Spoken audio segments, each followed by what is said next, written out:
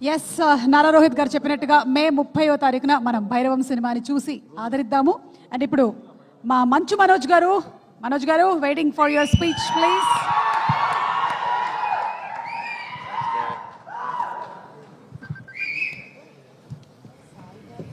అందరికీ నమస్కారం.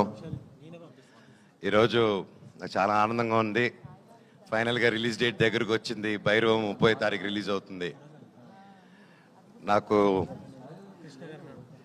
చాలా ఆనందంగా ఉంది. చాలా రోజుల తర్వాత రిలీజ్ దగ్గరలో ఒక ప్రీ రిలీజ్ ఈవెంట్, నా ప్రీ రిలీజ్ ఈవెంట్లో నిలబడి మాట్లాడుతున్నాను.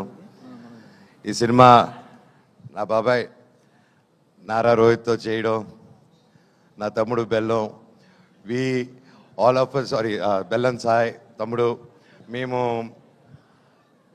చిన్నప్పటి నుంచి మాకు తెలుసు, ఓన్ బ్రదర్ లాగా ఇద్దరు. కానీ కాకపోతే ఈ సినిమాతో మా బంధం ఇంకా పెరిగింది.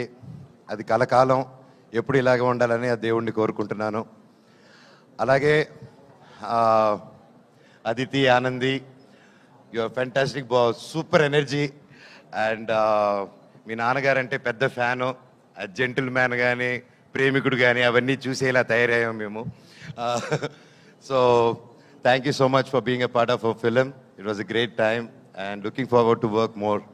అలాగే ఆనంది గారు, ఆవిడతో సెట్లో వర్క్ చేయడం, she is a great performer. And ఆవిడతో చేయడం I'm really happy and it was a great experience అండి. And you did a fantastic job in the film. Looking forward.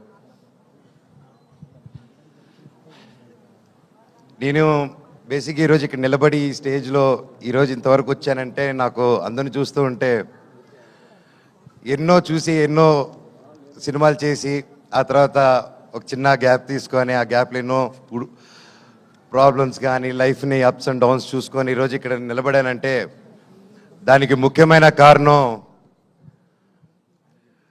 నా కూడా ఉండి, అంటే అంటే హ్యాపీ టైమ్స్లో ఉన్నప్పుడు, ఫుల్ సక్సెస్లో ఉన్నప్పుడు అందరూ పక్కన ఉండడం వేరు.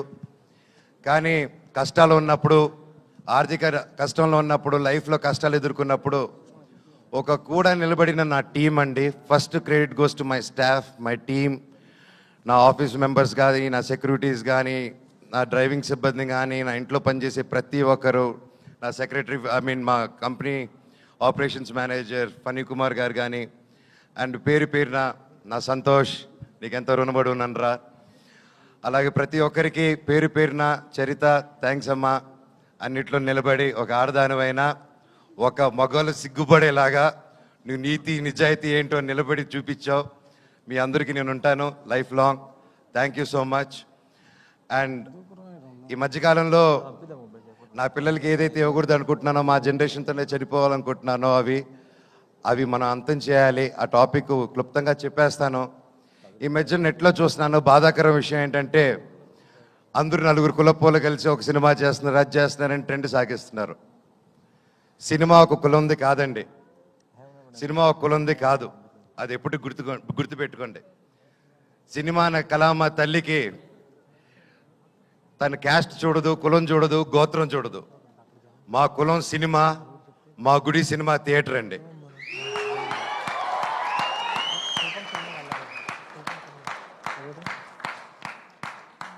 సినిమా టికెట్ చిరిగేటప్పుడు ఇది రెడ్డి సినిమానా, కమ్మ సినిమానా, కాపు సినిమానా, క్రిస్టియన్ సినిమానా, హిందూ సినిమానా, ఎవరి సినిమా అని చూడరు. సూర్య గారు ఎవరండి? ఎక్కడి నుంచి వచ్చారు? ఆయన క్యాస్ట్ ఏంటి?